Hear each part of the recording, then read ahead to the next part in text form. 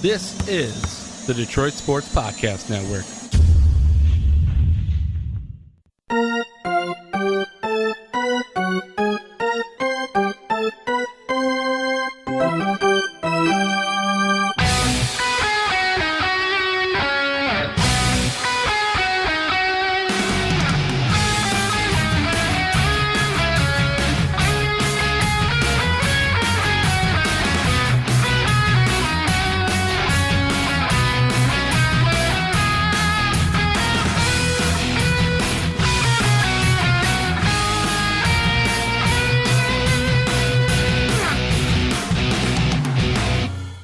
Welcome in, everybody, to this week's edition of Tigers Talk with Chirco and Company. I am the Doc, John Macaroon, joining me to discuss massive, significant news regarding the Detroit Tigers. Our baseball guy, Vito Chirco. Make sure you follow him on Twitter at Vito Jerome. Vito, what's good?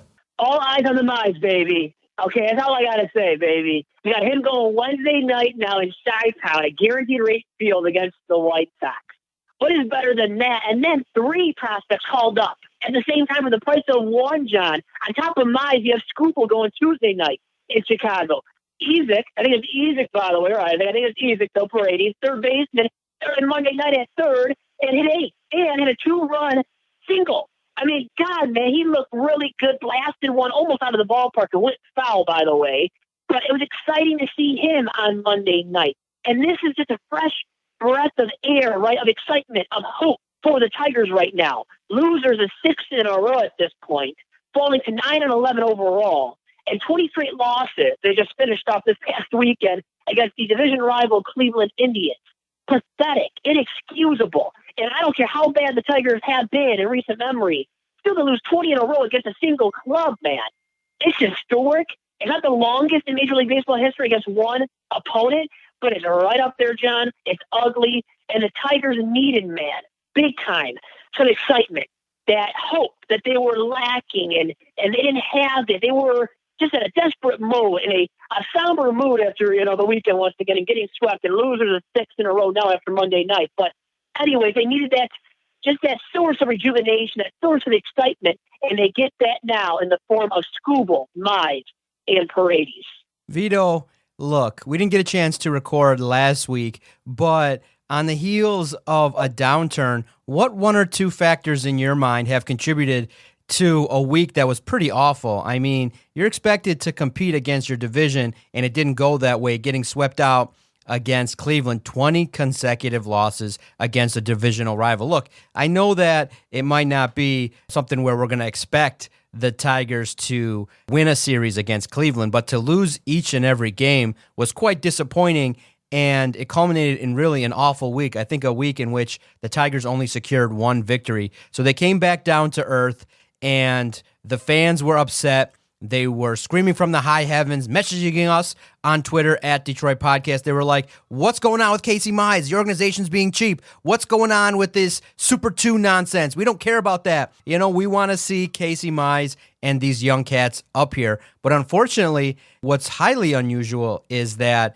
it really was injuries to Ivan Nova, other starters in the rotation, that really caused this to happen. And so, look, however these guys get up here, I'm fascinated to see what Scoobel can do, what Mize will do, and I'm of the opinion that, look, even if they do struggle, the experience that they will have gained will be invaluable. So just, in terms of the Tigers, what do you think has contributed to their downturn?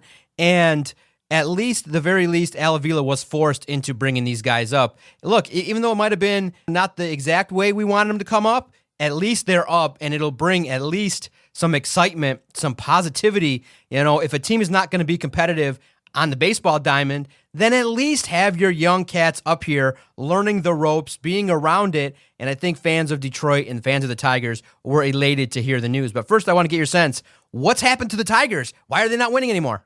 Well, pitching stinks, man. Look at their starting rotation. I mean, their bullpens are strength now. All of a sudden, man, at the back end of games, in the middle innings of games, when they go to their pen, typically it's good, it's strong, it's reliable, whatever adjective you want to throw out there to describe the Tigers' pen and how good it's been up to this point in the campaign, John. it's exactly been a strength and the biggest strength of their ball club thus far this season. So then they're starting a rotation, man. And their weaknesses, their downturn of late has been on the heels of the starting pitching. Nova getting hurt, stinking when he did pitch overall-wise, realistically, too, before landing on the IL. Zimmerman way back before the season even began. Remember, being placed in the 45-day IL. But that's for a topic for another day. The big things of late, Nova getting hurt, not being good. Boyd not being nearly sharp enough, man. And he recovered a little bit Monday night against the White Sox, but still let up back-to-back home runs. And I believe for the second time this season against the White Sox, who are loaded, man, with Cuban batters and just guys up and down their lineup that can hit for power, too. So that's a mighty tough task now for Skubal and Mize back-to-back night, Tuesday and Wednesday night, respectively, and hoping the best for the two of them. But their struggles of late, realistically, have been induced by their starting rotation weakness. It really has been a result of that, John. And then their bullpen maybe hasn't been as good. Soto maybe hasn't been as dominant. Barber now is on the IL, so you got some injuries. And CJ Cron specifically, too, sticks out to me as a factor for why they've lost as many games as they have now in recent memory. And the Tigers now, once again, losers of 6 in a row going into Tuesday's game against the White Sox. So Cron is a big loss. And he's no all-star, not even close to an all-star caliber hitter. But still, a source of power in the middle of the order that can hit cleanup and was before he got hurt. Now you have to have Jonathan there hit in the 4th spot when he was hitting number 2, a spot in the lineup I think that he's much better suited for. He can hit for power, but him hitting cleanup and relying upon him as your go-to source of power, well, that's not optimal. It's not an optimal thing for the Tigers whatsoever. So now it's Gardenhire. Now it's really on him, John, to be creative as possible with this lineup and configuring it on a day-to-day and night-to-night basis. Now, in that 4th spot, is it scoped the rest of the way now? It looks like it could be that. You have Cabrera, who's good and bad, and a lot more bad than good he has been up to this point. So Cabby's hitting 3. Who's your 2 hitter now going to be consistently night to night? Leadoff-wise, Nico Goodrum, all right. And now we know he's had his injury issue of late. So that's flared up for him. Jacoby Jones has taken a downturn, so he hasn't looked as sharp at the plate of late. Reyes still looks all right. Paredes, obviously, he's new to the majors. So all these guys collectively, Cameron Maybin now back and healthy, supposedly. He didn't look very good on Monday night either. So the collection of these bats that the Tigers have to rely upon at this point, John, just aren't that resourceful, aren't that reliable, man. I mean, you luckily got rid of Joel Lugo now. Lugo, that era for the Tigers, I hope is gone. They just DFA'd him to make roster space for Paredes. So really, all together, it's been the weakness of the lineup lately, John, 1 through 9. And then the starting rotation. The starting rotation, man, has not nearly been good enough of late. And really collectively as a whole this season, too. I mean, Boyd, he just lowered his ERA to 9-something. He's got a 9+ ERA at this point, John. And through a few starts now this season. So Boyd has not been nearly effective. And because of that, and all these struggles with the rotation, it was a long time coming, man, with Mize and Skubal. And those guys should have been up 2-3 weeks ago at this point, man. And no matter if you're winning or losing, no matter if you're a good or bad club right now, John, you got to look at it like this. And you already nailed it on the head, really, regarding Mize and Skubal. These young dudes need their reps at the big league level. So regardless of the fact if you're a winner or not at this point or going for the playoffs, you know what? You called them up just to get that darn major league experience, man. So it's something that was a long time coming, hugely necessary. And remember this, too. Before we all get carried away about Mize and how good he will be or Skubal will be, JV, Justin Verlander that is, came up in 2005, pitched in 2 games, and including on the 4th of July against the Indians. He didn't look that sharp. He didn't have the greatest 2 starts there in 05. But he got that time in the bigs, man. And then he was ready for the following season. AL Rookie of the Year in 06. Dynamite, man. And they went on that miraculous run to the World Series. So you want Mize to be good for next year in 2022 when Skubal the same thing. You want these guys fresh and relevant and effective for future seasons, John. You get them right now up at the big league club to get their reps, get their starts in. And that's the way of building for the future with these dudes. And once again, getting them ready, most importantly, for future seasons. Vito, it's one of those scenarios in which I look at it and I say, it was nice while it lasted, but reality set in. You played better competition and you didn't live up to it. So it's very, very much a concern. And I just look at it and you say, so who's the real team? Was it the team that won one game last week or the team that started off playing above 500? Which team is it? Well, I think honestly, it's going to be more of what we've seen of late. Losers of 6 in a row. I hate continuing to have to say that, but it's the truth.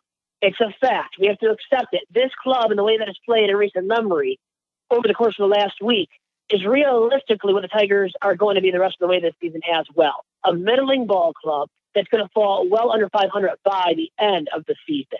So we have to accept that as a fact, John, most importantly, as fans and pundits alike. But also we have to realize that this realistically, for a lot of these young dudes especially, is extended spring training. And the same thing applies for a guy I haven't mentioned yet, Jamer Candelario. But it's that for Michael Fulmer, who looked all right as an opener on Sunday against the Tribe Tigers. Inevitably lost that game and got swept, but he looked all right as an opener over the weekend. Boyd looked better. And really focusing on the young guys, though, and Fulmer, the guys recovering from injuries and trying to reclaim what they once had. Fulmer, Norris are those types of dudes. Candy, this is a make-or-break season, and for him, also building something going into next year and beyond. So for individuals like that, and Victor Reyes, and a countless amount of guys on this Tigers roster right now, John, it's about doing something this year and building upon it going into 2021. And then hopefully, John, by 2022, we got a playoff contender here in Motown. I mean, we're dying for that. We are dying for that as a community of sports fans in the city of Detroit.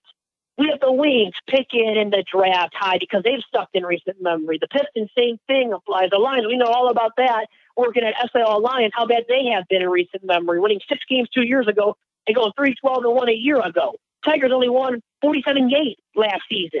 So we're just in desperate need of a good team, man, of a relevant club that can win some playoff games, maybe contend for a World Series title. And the Tigers could very well be that 2 years from now, if everything goes right. But it brings up a bigger question. It begs the question, per se, John, and for you as well. Is Al Avila the right man steering the ship? I doubt that, and I doubt it more and more by the day. And I think a lot of fans especially do as well, John, looking at him and his track record. And his best trade by far at this point is when he dealt his son. He had to deal his son. Catcher Alex Avila to get something from the Cubs and dealt him to Justin Wilson to get Candelario and Paredes. Candy has looked all right, and at times at the plate is very good with the glove at third and out first base in the absence of CJ Cron there. So Paredes and Candy, man, they're really going to be the saving graces for Avila and his track record when it comes to making trades. And then, so it's not only that, those guys have to live up to the bill big time, but how about now the guys that he's drafted? These guys have to live up to the bill hugely. Mize and Scooble, by the way, a part of the same draft. Mize, obviously, first rounder, and then Scooble, believe, was a 9th rounder in that same draft. So you got these dudes that have to, at some point at least, John, and not right now, but like I said, in future seasons, live up to the bill. And Matt Manning, what is he going to be like, right? And when is he going to be called up? And when he does get called up, will he be effective? Alex Faedo, does he still have it in him enough to be an effective big league arm one day? And there's a countless number of guys you can say that about. And the hitters, too. Dave Cameron, Jake Rogers, Willie Castro, who's played a little bit now this season. These guys have to start turning the corner at some point and live up to the bill for Al Avila to deem him even close to a success as Tigers general manager. Absolutely. And I'm excited to see what's going to happen. Do you think they have a chance to rebound against the White Sox this week with some momentum? Do you believe in that? That the infusion of young talent, they can play the White Sox well on the road? You know what, John, regarding that, it's going to be tough for them because the White Sox are coming into form. I mean, they scored 7 runs on Monday night. They're hitting all these jacks. I mean, they hit how many home runs now over the course of the last 3 to 5 days now as a unit. And they have so many darn good bats in that lineup in the middle of the order. And from top to bottom, Eloy Jimenez, Tim Anderson, Yoel Moncada, Yasmani Grandal, who got hurt last night, but James McCann can come in there in the place of him and hit as well. Maybe not for power, but hit for average and be a good, reliable guy. You got so many different dudes in that lineup once again. Robert, and God, I'm missing guys. Jose Abreu, Edwin Encarnacion. So many sources of power there. So for them to bounce back in this series right now, looking at it after losing Monday night, I doubt it, but I will say this. I think they do get one here because one of the two of Mize and Scooble is going to be good, man, and going to be really outstanding. And I think impress us hugely, John. And that's what I'm looking forward to, the Tigers fan and pundit alike here. And we need that. We need that as Tigers fans, man. We need something. We need a source of happiness, source of joy.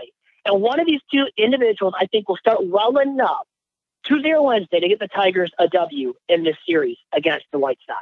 Okay, so what is a realistic expectation for Casey Mize? I think the entire state of Michigan, a lot of baseball fans are going to tune in to see what the number one overall pick of the Detroit Tigers can accomplish. I know that you said that Verlander had a couple rocky starts, and I know that you're probably going to say to keep it even keeled, but don't you want to see that he belongs? Don't you want to see that a 23-year-old shows glimpses that the stage is not too overwhelming? That's what I want to see, because preaching patience is fine. Look, we're not going to get too high or too low off of one start, but you want to see that he belongs, that he's not too overwhelmed. Look, I don't want to see a 30-pitch first inning. I don't want to see him struggle or get knocked around. But besides that, I want to see command. I want to see that he owns the pitcher's mound, and I want to see him compete. It's only the White Sox. I know that they're probably better than the Tigers, but I want to see Casey Mize compete, at least right from the get-go.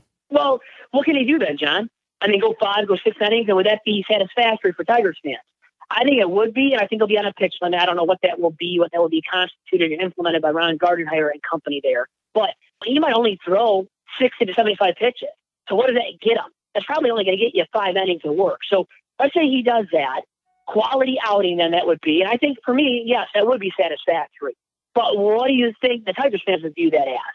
I mean, how good does he have to be? How sharp does he have to be, John, in your opinion, as well here, to really deliver a performance where Tigers fans aplenty come out and say, man, he was impressive? Yeah, I would say good 4 or 5 innings, maybe 70, 80 pitches, more strikes than balls, command, maybe 4 or 5 strikeouts, only gives up 1 or 2 runs. Something, along the lines of give the team a chance to win.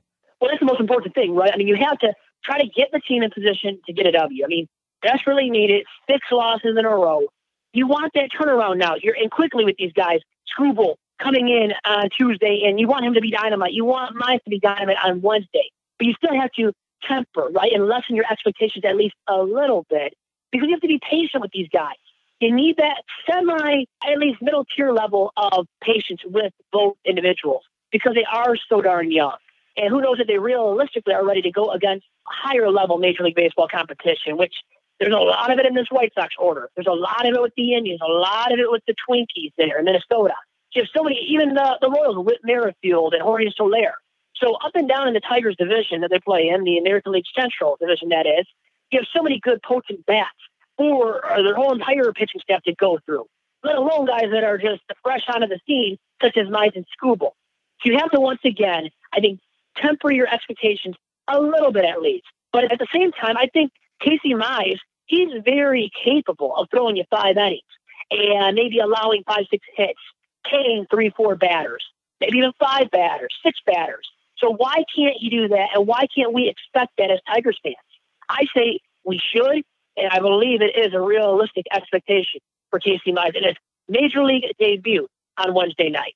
I have to ask you, it's unfortunate. Part of the reason why the Tigers did have success was the bat of C.J. Cron. And when he got injured, it was quite disappointing, because of a player that kind of breathed a little bit of life, some energy into the Tigers, a guy with a big bat, somebody that kind of didn't shy away from embracing leadership and produced, somebody that we were talking about as early as 2-3 weeks ago, turning around and flipping him for better talent. And it's so unfortunate, so darn unlucky that C.J. Cron went down with an injury. And it kind of just had that metaphoric feel of like, all right, here we go again. Tigers can't enjoy success. And then, boom, he's done. And he's unfortunately not going to be with the team. He decided to go with surgery, and he's not going to be part of the Tigers going forward. What's your reaction to C.J. Cron's injury, not going to be part of the 2020 season any longer? Well, John, it's a huge blow, man. I mean, there's no ifs, ands, or buts about it. Being a cleanup hitter, hitting for power, and doing it pretty well up to this point before he got hurt, before he landed on the IL, and season-ending IL subsequently. So he was your source of power in the middle of the order, a guy that could protect Cabrera and protect who was hitting fifth. And Candelario is the guy right now primarily hitting in that fifth spot. So he was able to provide protection to both of those bats. And Cabrera, hey, he could use it right now at this latter stage in his career where he's not nearly as effective. So Cron being out, now you have Jonathan Scope in his place in the cleanup spot. He can be effective. And he looked all right. He did look good Monday night, actually. Get him that much. he looked good in the Tigers uni up to this point, too, for the most part. So it's not a cheap deal, a realistic deal that was cost-effective for the Tigers. So he's been good up to this point. Just now, the thing is, in the absence of C.J. Cron, he's expected to do more. And other guys have to step up as well. Cabrera has to be better. He does. He has to hit for average more often and get even more clutch hits because he has come through with some clutch hits recently, including one against the Indians. So he did do that, has come through in spots here and there throughout the course of the season. But we need more of that out of him now, more of that out of Candelario, more of that out of Reyes. We need Jacoby Jones to start turning it around once again and start looking like he did at the beginning of the season. And he'll never be as good as that. That was something he wasn't going to be able to replicate the rest of the way when he had the OPS high in the 1000s and the huge batting average. So he's coming back down to earth. But we need a guy like that to keep hitting in that spot at number 9 in the Tigers lineup to just spearhead the movement right from the bottom to the back of the top of the lineup. So we need him, and we need these guys to step up now more than ever before, John. And especially when the options off the bench are limited. The Tigers, as we all know, have limited depth at the position player department. So because of that factor, you really can't afford an injury into a major bat like C.J. Cron, who is hitting below the Mendoza line. But still, what he provided as a source of power in the cleanup spot, it's going to be very hard now for the Tigers to replicate or replace that now. And truly, John, unfortunately, I have to say right now that I don't see the Tigers replacing his production at that 4th spot in the order. Understood. I think that a lot of situations have been kind of going not in the Tigers' favor. Obviously, like you said, Matthew Boyd. And I think what I've been exploring and reading was Al Avila really tried to fleece the Yankees. Did you see what the Al Avila asked in return for Boyd last year? And I just think hilarious.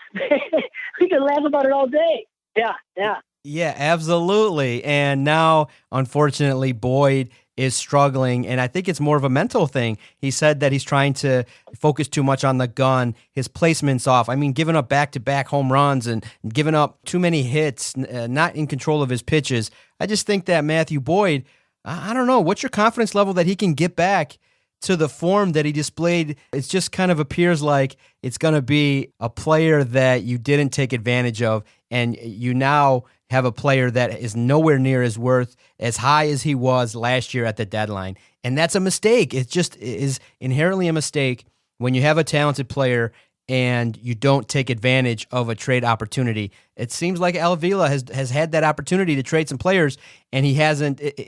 Being in the middle of a rebuild is wrong. You either commit to a rebuild, trade away your talented players, or you have a situation that has now firmly happened with Matthew Boyd, a guy that really isn't all that talented, and now he's stuck on your team, and nobody's going to want him. Oh, can we say overvalued? Hugely overvalued at last year's trade deadline going into it, and you asked for Gleyber Torres? Really? From the Yankees? You were trying to get him, trying to realistically fleece the Yankees? Like, that was going to happen, man, and they did it. And now Boyd, he lingers in the Tigers rotation now as a struggling arm, a guy that rebounded a bit at least on Monday night once again against the White Sox with 9 Ks, by the way. He was striking out batters like he was at a premium rate on Monday night as he did a year ago. So that was a positive sign for Boyd in his turnaround, let's say, right? Or turnaround attempt. And let's see how that continues to progress as time goes on. But his trade value right now, man, no doubt about it, it's middling. You ain't going to get much from Matthew Boyd right now. Mr. Nice Guy, who I love, man. He's been gracious with his time in the past. When we've been at Comerica Park, you've talked to him, I've talked to him. A hugely nice dude, and probably the nicest guy on the team, a guy that really is the face of or could be a good face of the franchise, right? Because he's so friendly and cordial and articulate and all the above. So I love the dude, but I don't love his pitching right now. And that's easy to say, and I don't think anybody loves his pitching right now. And his saving grace at the end of the day, John, I think will always be the fact that he's a left-hander. When you're a lefty, you continue to be sexy and have a longer shelf life than others that are, of the right-handed variety, that are struggling. So Boyd struggling isn't as bad as a right-hander struggling. But still, a guy struggling, you got to point it out. And I'm going to point it out. It is a fact. He has been struggling up to this point, and he has to turn it around for the Tigers to have any kind of shot at making the postseason in 2020. Okay, one last topic before we get out of here. Make sure you follow Vito on Twitter at Vito Jerome. What's your honest assessment of Spencer Turnbull? Do you get a sense that he can be a top end of the rotation guy? Is he going to fit in with the young cats that are about to come up? Do you see a nice, bright future for Turnbull? He shows glimpses, but there's still some question marks regarding can he take that just one more step forward to become a highly productive member of a Major League Baseball starting rotation. Turnbull, I think, is good enough, John, to be a middle of the rotation arm. And I don't think he'll ever be an ace caliber consistently. But a middle of the rotation guy, a number 3, I think definitely. And on this Tigers team, he looks even sexier because the options in that rotation, at least up to this point without Mize and Skubal, have been hugely limited. So what they've gotten out of him, man, I don't think it's been surprising, but it's been definitely just a positive thing, a definite positive thing for the Tigers because once again, you look at Boyd, he has struggled mightily. You look at Norris, he hasn't been that sharp. You know, they tried Tyler Alexander in the rotation. That was a failure, man, and he has to stick in the pen now from here on out. I would love to see that being the case from the Tigers. Ivanova struggles, gets hurt.